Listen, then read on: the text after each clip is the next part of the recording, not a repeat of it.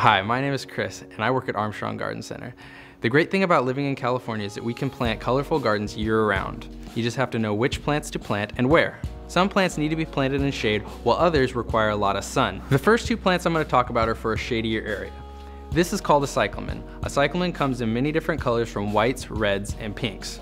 It is a great substitute for impatiens because it shares a lot of the same colors. It grows great in containers and blooms from November into June. The cyclamen requires a lot of shade and can handle a little bit of morning sun. The next two plants I'm going to talk about are for a sunnier area.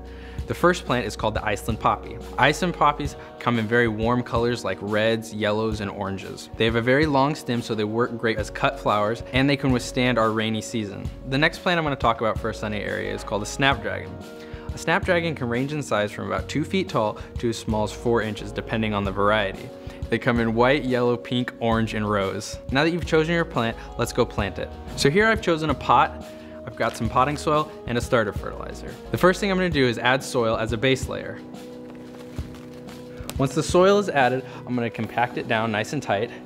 I'm going to grab the plant by the base and I'm going to pull gently so I don't damage the roots. I'm going to make sure my plant is set lower than the rim of the pot, and I'm going to make sure it's centered. Now I'm just going to add soil around the base.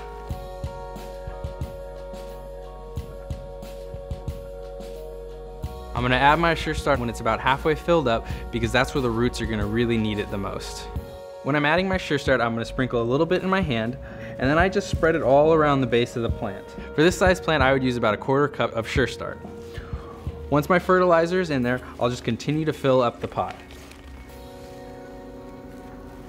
I'm going to put it in kind of loose at first, and once I've filled up the pot completely, then I'm just going to press it down with my fingers so it has a nice base and you don't get any lumps in your pot. Now that I've pressed it down, I'm just going to add a little bit more to even out the soil. Once you've done that, you now have a nicely planted Iceland poppy. Now that I've shown you a few of these plants, you can brighten up your garden at home any time of the year, including the winter. Here's a recap from today's video.